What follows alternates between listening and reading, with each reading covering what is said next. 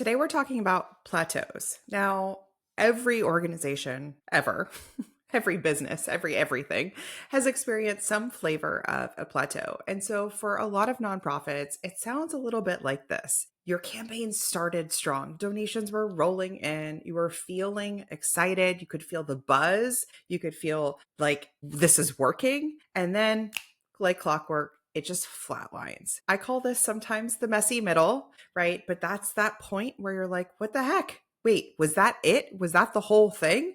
And it feels like this stall out. Okay. So tell me, sound familiar? That's what we're going to dig into today. Now, plateaus don't happen because people stop caring, because your donors are like, oh, no, I don't care. It's not for me.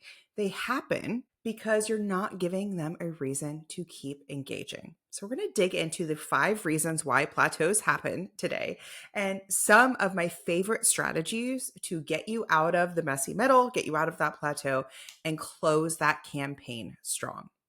So let's dig into this idea of hitting a fundraising ceiling. This may happen in your email campaigns, social campaigns, it could happen in a capital campaign, a direct mail fundraiser.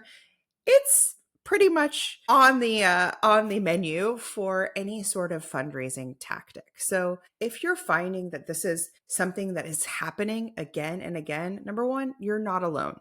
Okay. Many nonprofits experience this plateau. Sometimes they experience it in a year-over-year revenue plateau or just this campaign stall out where, again, you hit it out of the gate strong and then you're like, wait, what happened?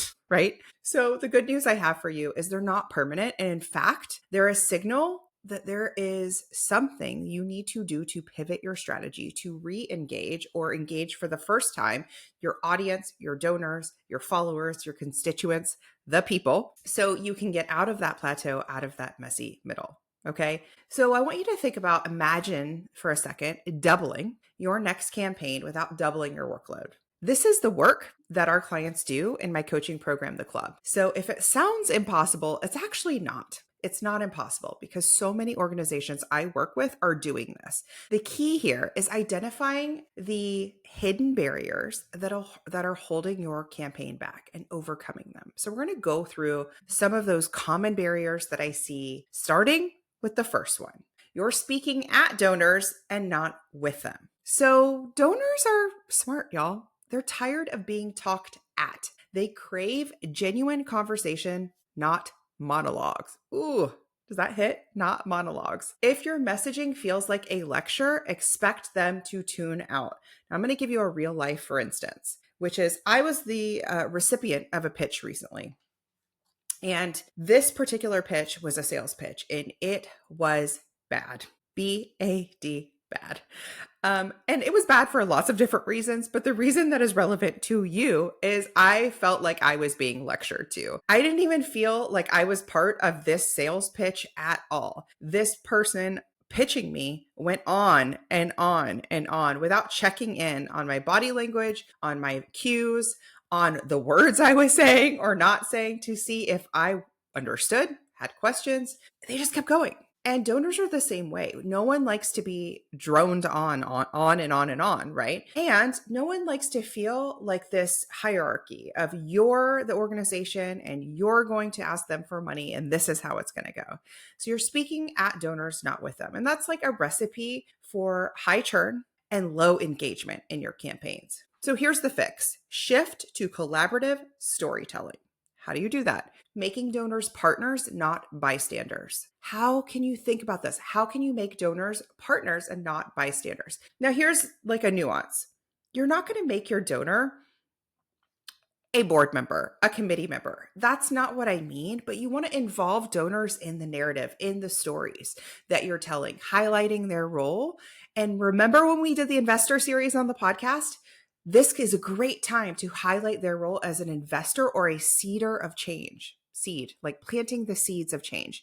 You, donor, you, follower, you are part of our seed round, right? For this program, you're seeding this change. So you want to think about what are some ways that I can tactically stop speaking at donors and with them? So this may look in the wild as using social media polls, Q&A sessions, live streams, feedback forms to invite donor participation, not in an extractionary way, but in a collaborative way. Personalizing communication. I received an email or a direct mail piece, and I couldn't believe it because it was a expensive direct mail piece that I received. And in it, they had on the outer envelope my name, Christina Edwards, my address. They had all of the right things, air quotes, that you're supposed to have. And then when I went to read the letter, which was front and back 2 pages, it was kind of long. It said, "Dear friend." And I was like, "Friend?" Now this was a cold outreach. I was not a past or current donor.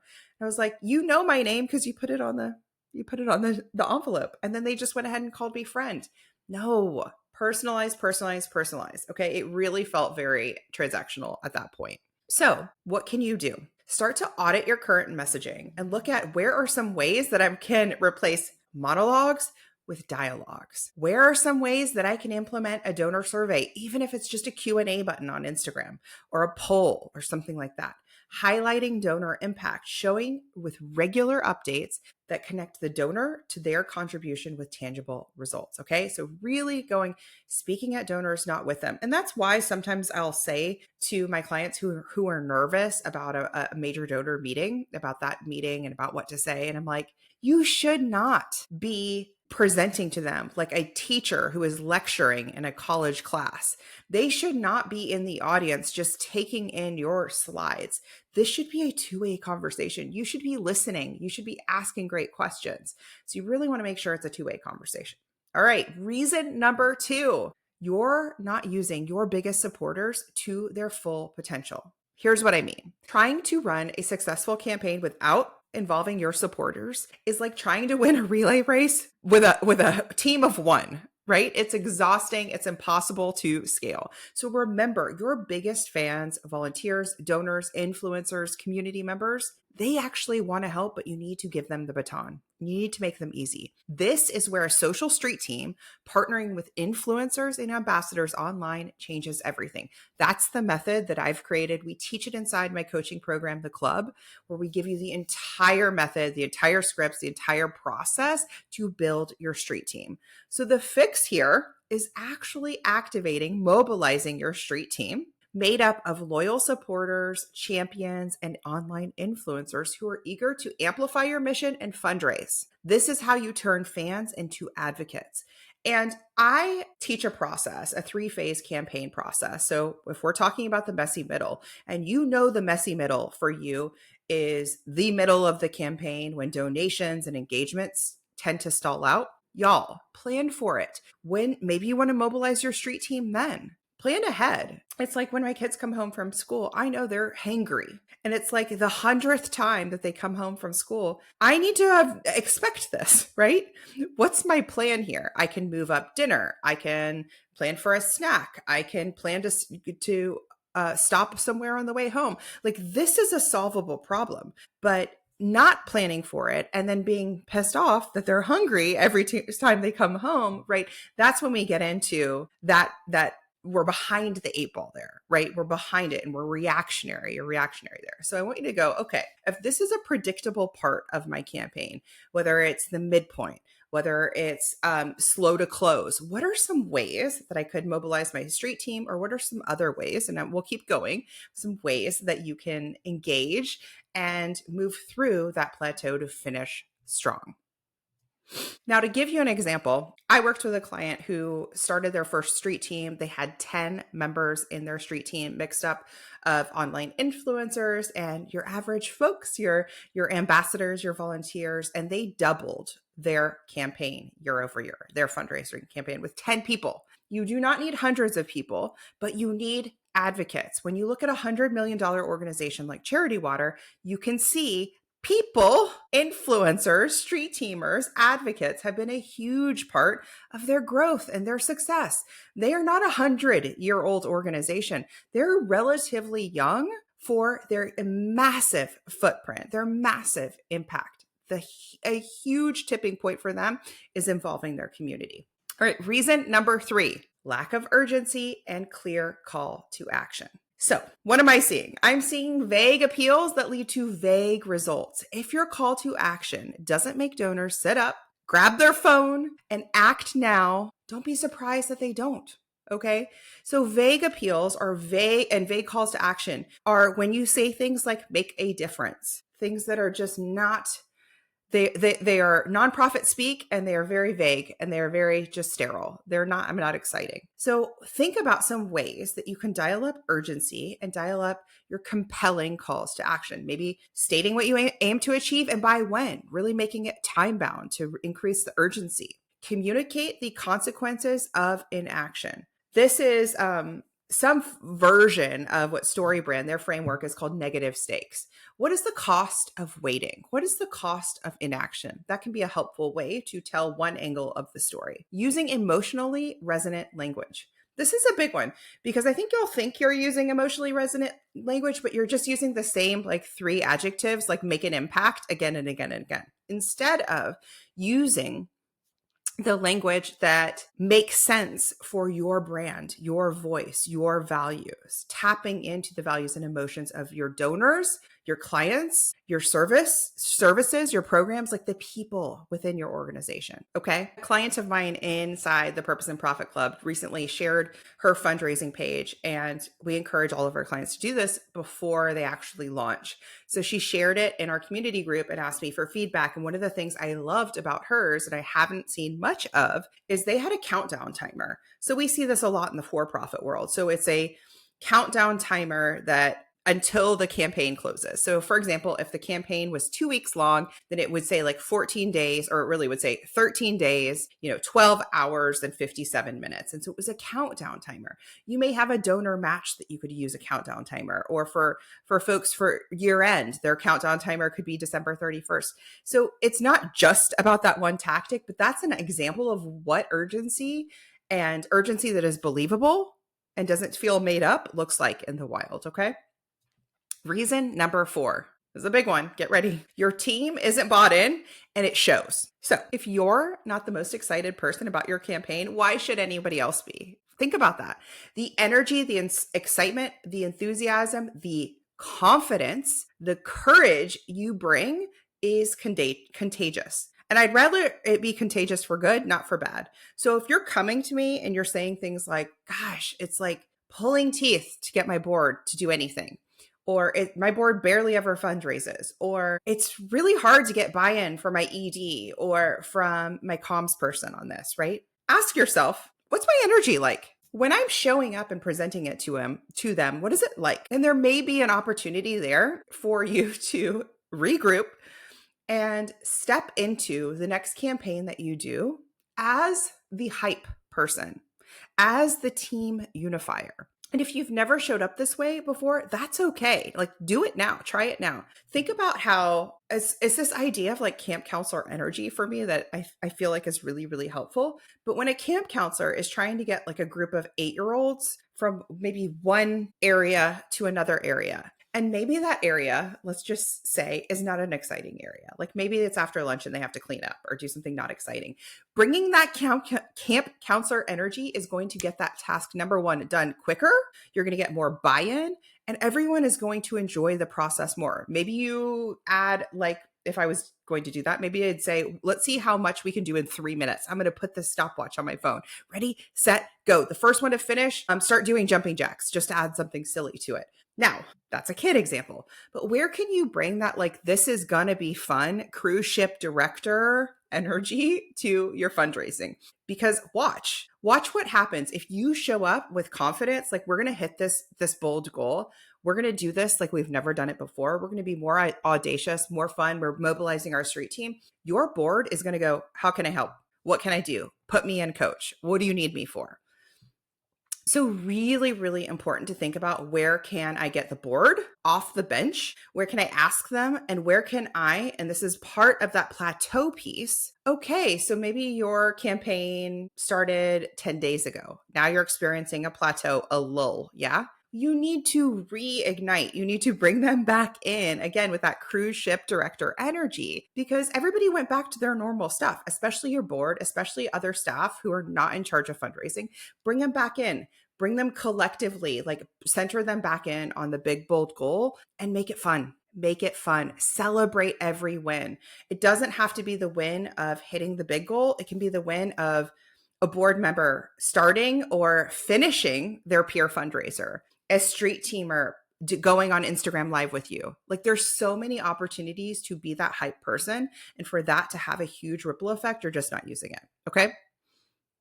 All right. Reason number 5. Another tough love one. Y'all ready? Too much noise, not enough differentiation. So think about this. In the sea of sameness with other nonprofits, other missions who serve the same cause you do, or serve a similar cause area or similar community, blending in is the same as disappearing. If your campaign doesn't stand out with its messaging, if it doesn't stand out because of a street team, if it doesn't stand out because of that hype energy, it's already sunk, right? And no wonder it feels that way. So what's the remedy here? What's the solution?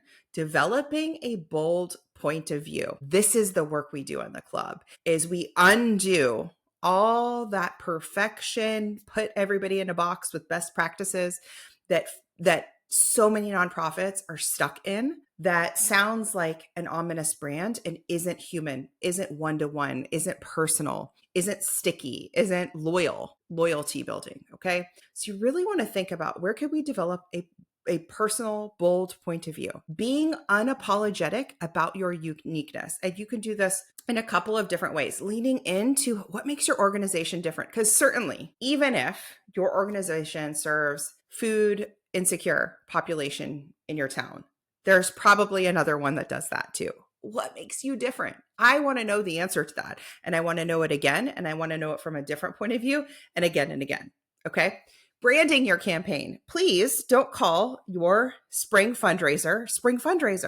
Don't call your Giving Tuesday fundraiser Giving Tuesday campaign. No, brand it. Give it a memorable name, a theme, something again that sticks with donors and sparks curiosity. People want to be part of a movement. Whether they want to be part of social change, whether they want to be part of a movement that is a legacy building one, people want to be a part of something bigger. And when you brand something as Giving Tuesday fundraiser or spring fundraiser, you're missing out on that whole piece of the identity, that alignment that's really, really important for their philanthropic goals. Really important. So I want you to think about, where are some places that we can identify what makes us unique, our organization, our mission, our program or service. Really making sure you're crafting a compelling narrative around that and that is fully differentiated from other organizations. Where can you be more creative than you are today? Maybe that's with visuals, videos, infographics, stats, interactive content. I mean, Canva is there for you. Even if you're not a graphic designer, there's so many easy templates you can pull for things like this, okay, to differentiate you. The really essential part of why these 5 very common mistakes are keeping organizations plateaued in the middle of the campaign are all solvable. They're all solvable. The first is to identify that it's happening. And if you don't know that it's happening, just watch yourself on your year-end fundraising sprint, your next spring campaign, and watch it. So you may be running it for a week or 30 days or something like that, and watch the midpoint. It's typically in the middle, but not always. Sometimes we see it go out really, really strong and then it stalls out at the end. So you want to have in your back pocket a strategy for that. And that strategy is a couple different prongs. And that strategy means speaking with donors, not at them, right? Having that two-way conversation, starting to create that conversation if it doesn't already exist in your email content, in your social content, in any online fundraising. Activating your street team. So that may mean that you need to start building it. If you don't know how to build a street team, or if your street team has stalled out where it's at, you're not compounding it, because these are not one and done ambassadors, I highly recommend getting on the wait list for my coaching program, the Purpose and Profit Club. This is the work we do here. This is how literally our clients unlock another $50K in funding, or they double their next fundraising campaign. That's the power of ending fundraising silos where you're the only one fundraising versus having a team alongside of you of influencers and ambassadors. Lacking urgency and clear calls to action. So I see this come up in a lot of different places. I see it in email, especially where you have this beautiful story you're telling, this great impact story, testimonial. Down there at the very, very bottom is a call to action. Make a difference. I'm not excited by that. No one's excited by that. Heck, half of your audience didn't even scroll to the bottom. So you need to dial up the call to action so that it is unapologetic. If you're fundraising, your audience should know you're actively fundraising. And when you're not actively fundraising, great. That's when you're nurturing in your storytelling. Imagine it like a throttle, right? That it ebbs and flows and it stops and starts. So you shouldn't be in a constant constant hamster wheel where you're constantly fundraising 24/7. That is not it. And that it's like urgent call to action, but instead that it has nice peaks and valleys, and that I, as your subscriber, follower, donor, know, oh, they're fundraising now. And I see what they're fundraising for. And I see why they're fundraising. And I see that there's team buy-in because I just got an email from their board, or I got a really great video message, right? So bringing in your staff, your board, the people in and around your organization to be as fired up as you are. And if you're not fired up about it, that's your first step. Get fired up about it. The last piece, making sure that you are differentiated. What makes your organization and your this particular campaign different? Highly recommend that you revisit all of the names of your fundraisers as you go into 2025 and say, are these a little boring? Do these need to be differentiated? Is it clear in the name who they're for, what this is about? Would people get excited about this? If the answers to those questions are no, totally fine. Now we need to turn up the volume and hit that boldness with just the name of the fundraiser. That is like the first step. That's like the appetizer, right? To get somebody to care, to get interested, to warm them up so that eventually they take action. All right. I will see you next time. As always, I am here if you want to reach out to me. You can come find me on LinkedIn or at Splendid Consulting on Instagram. And I would love to know what your next fundraising campaign is and where you need the most help, whether it's the theme, whether it's that kind of messy middle, or closing it out and finishing it strong. I'll see you next time.